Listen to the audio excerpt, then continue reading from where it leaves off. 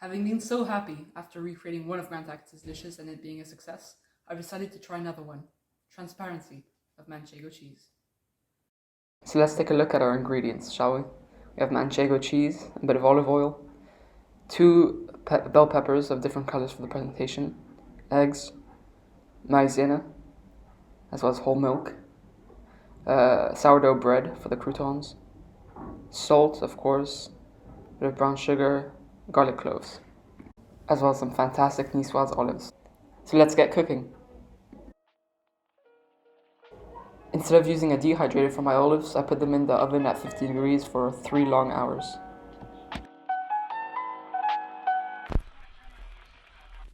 I love you. With a coating of olive oil to keep it from burning, I put the garlic in tin foil and put it whole in the oven.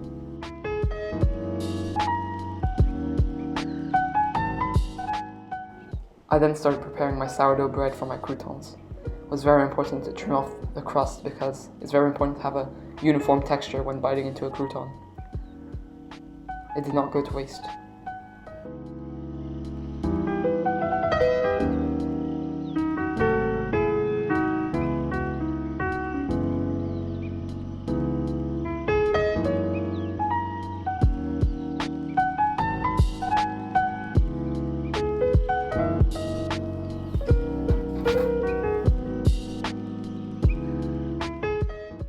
And in the oven they go for 10 to 15 minutes at 160 degrees Celsius.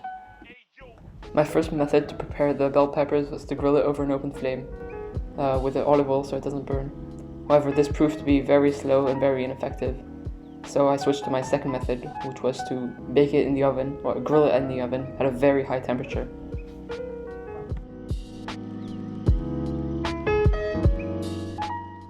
This is a trick of the trade I learned from my very own grandmother. I put the bell peppers in a plastic bag and sealed it. The steam makes it so that the skin detaches really easily. As you'll see, as I put it out, it made the process much easier, whereas usually taking the skin off bell peppers is a slow and ineffective method.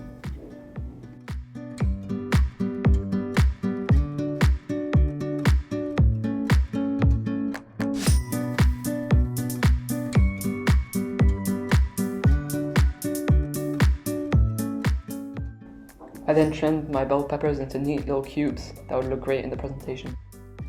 What's more, it makes it small enough to combine with other small ingredients in the mouth to get a full texture and a full taste journey.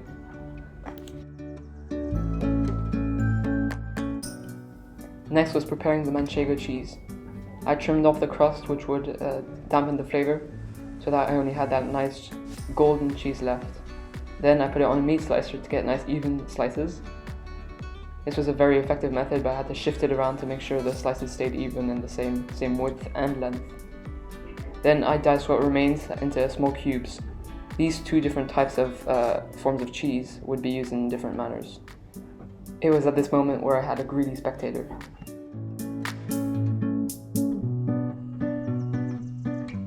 I then started preparing the pudding. The first step was separating the yolks from the whites in the eggs.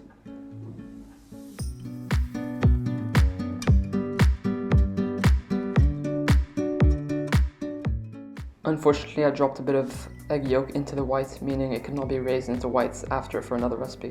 This is unfortunate, but it was not too bad for my recipe.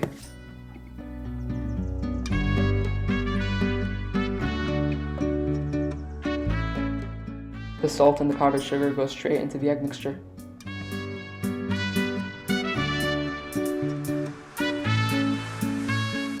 After measuring out 50 grams of whole milk, I set it over medium heat to gradually heat up until I was ready to pour in the egg mixture.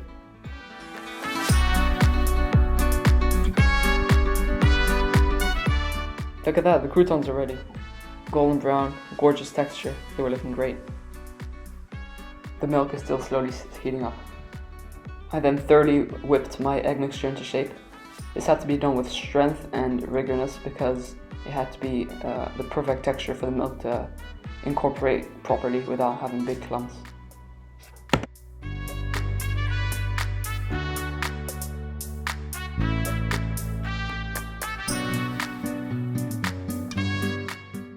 I incorporated half of the warm milk into the mixture before putting the mixture back into the heated up pan.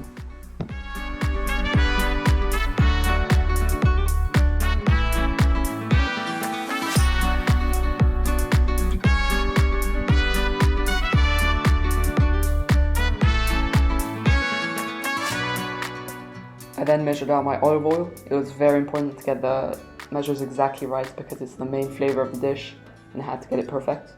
I then whisked it into my milk and egg mixture slowly so that it didn't all go in at once and form an error.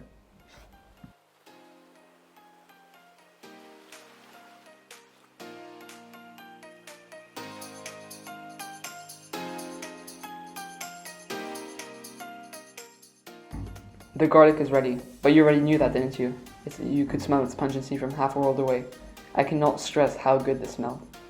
As I opened it up, I found that the texture was just as I wanted it. It was really garlic at its finest form.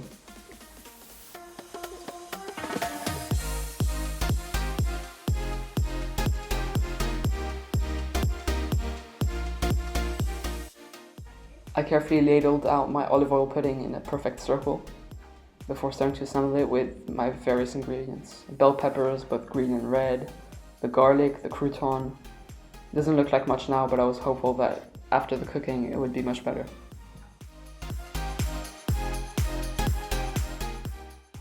I then inset my chunks of manchego cheese and covered it with a few of those finely sliced slices. In it goes to grill at 240 Celsius until the cheese is perfectly melted.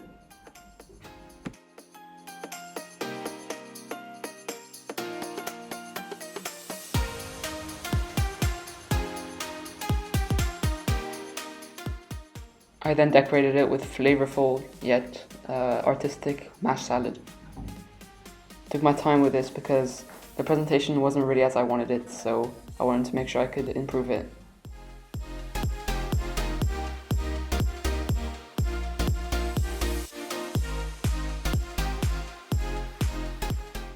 And here's mine compared to Grant Achatz's. Yeah, you could say I'm pretty disappointed.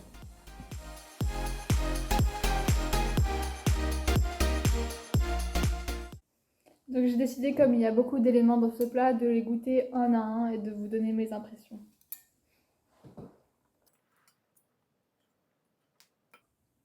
Je commence sur l'ail.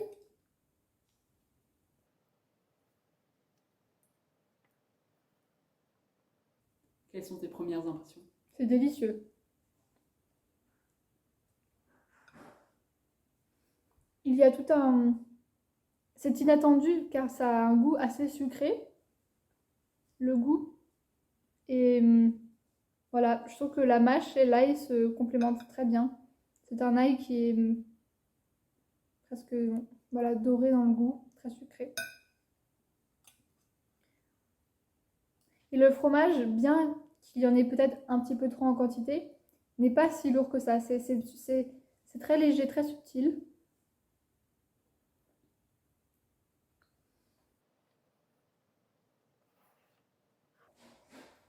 J'ai goûté le poivron.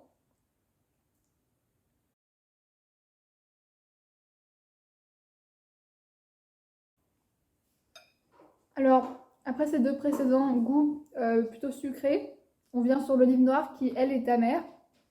Donc ça fait une synesthésie et un équilibre parfait des goûts entre l'amer et le sucré. Détectes-tu la crème à l'huile d'olive? Détectes-tu la saveur de l'huile d'olive? Je vais maintenant goûter la crème pour voir les composantes et les goûts.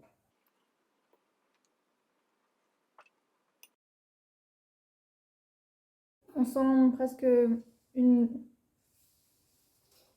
liqueur, non? Non. La liqueur de la joie. C'est un fromage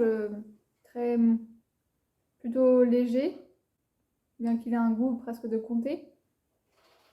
Et sucré, voilà, sucré. Si tu avais une critique pour ce plat, quelle serait-elle? Eh bien, on m'a décrit un bain d'huile d'olive. Et honnêtement, il n'est pas très apparent dans le goût. Je vais maintenant goûter le crouton. Mais la mâche est présente et se complémente enfin, devrait accompagner chaque bouchée. Donc nous sommes partis sur un ail plutôt tendre, avec des poivrons tendres, une olive amère, un peu plus coriace à manger, et on finit sur un crouton qui lui est croustillant. Donc voilà, on voyage vraiment sur les textures. Dans l'ensemble, j'ai trouvé ce plat très agréable à manger et je remercie l'opportunité de l'avoir goûté. Merci beaucoup. Merci.